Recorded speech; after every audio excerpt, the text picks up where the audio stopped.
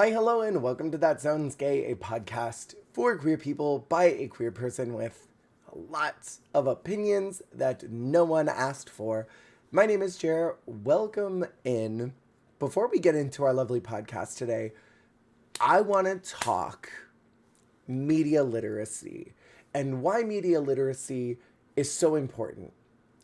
So, what is media literacy? Let's not get into a strict definition rather a loose concept of what media literacy is.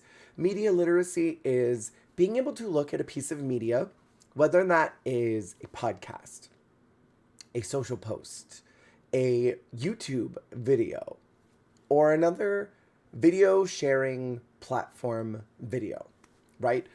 You're able to look at one of those pieces of media and figure out, one, who its target audience is.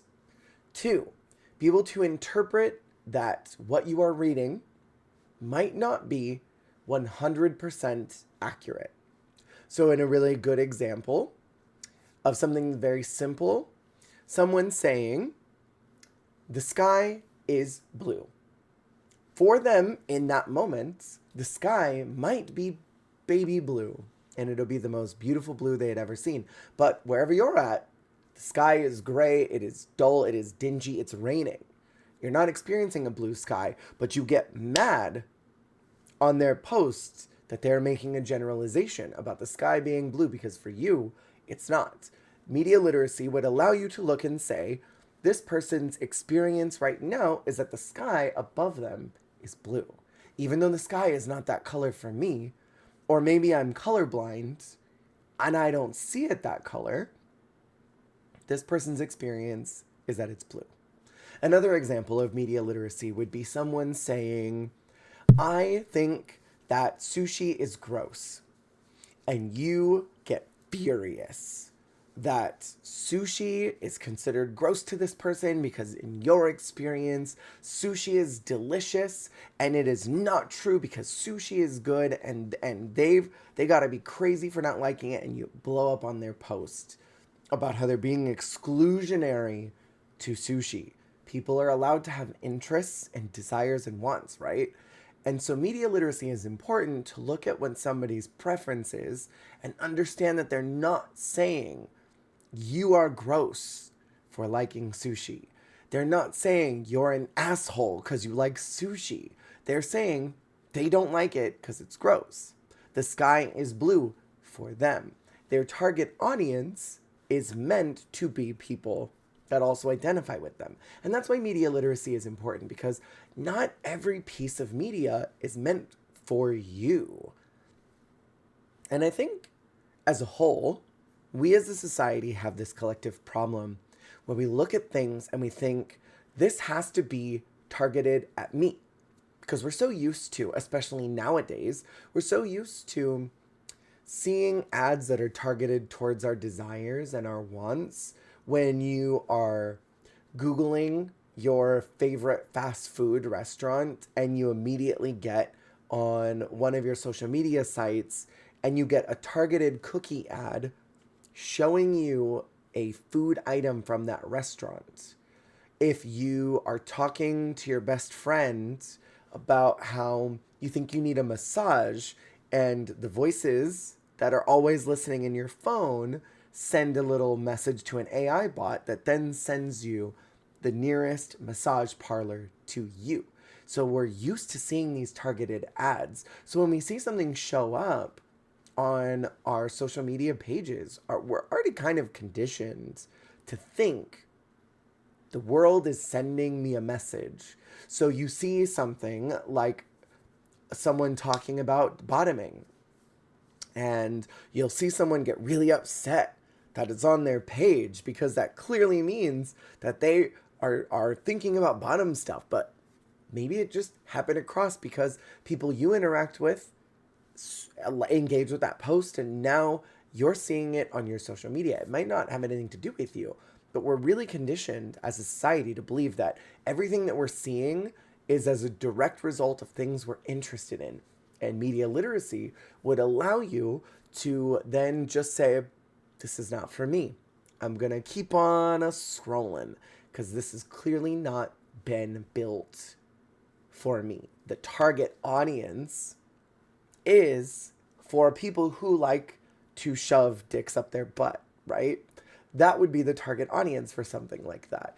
And as media literate people, we should be able to discern when something is not for us and when it was not built with us in mind. It was not created, it was not scripted, it was not recorded. Not one single thought was about who we are. And that media literacy translates, I should say media illiteracy, because I think the general public does not have any type of media literacy. I think that translates to just life literacy.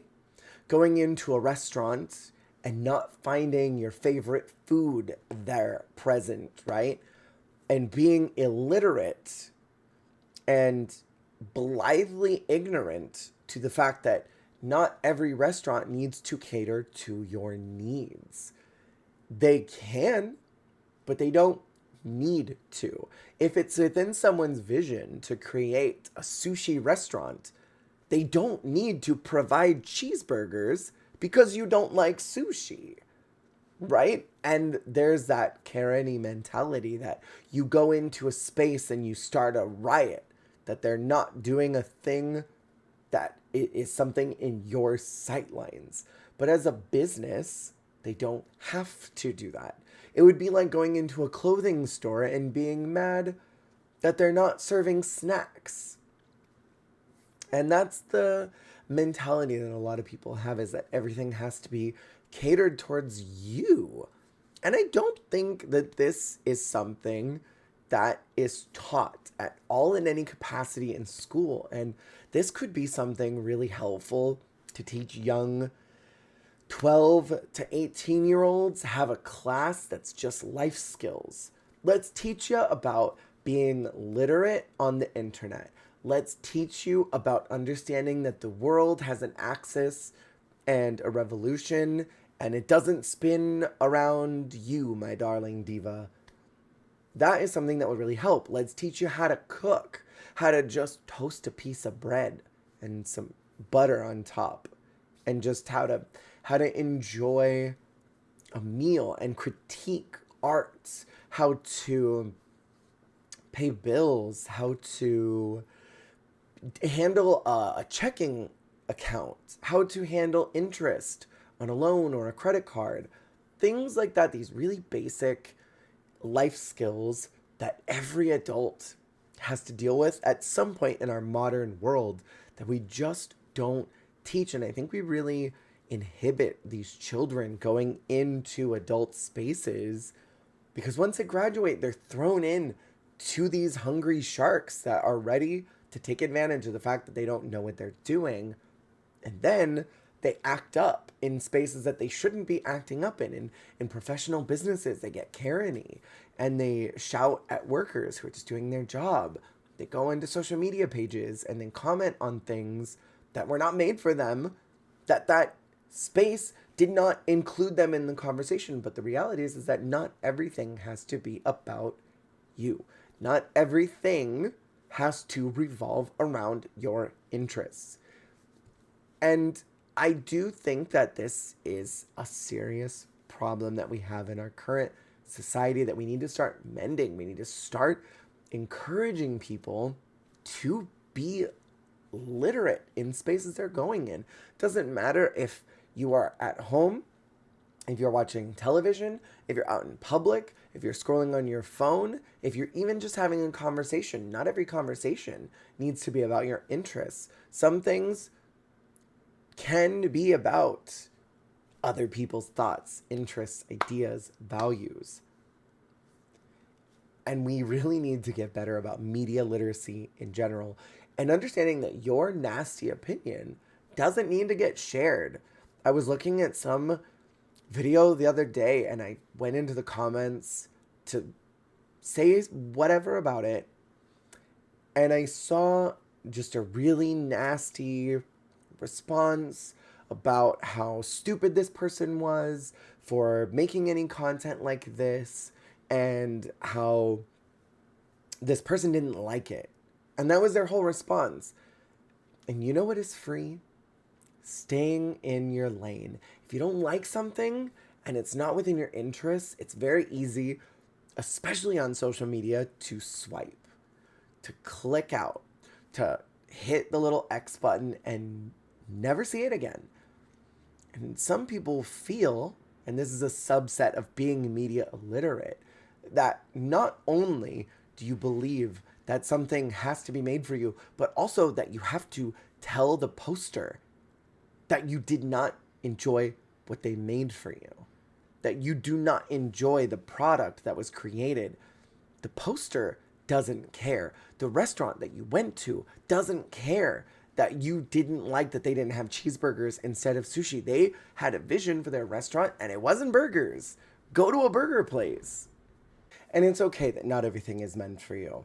It's okay that other people have different ways that they want to express themselves on the internet, in the world, in life. It is okay to just let those people live the way that they're living, and they probably don't want to hear.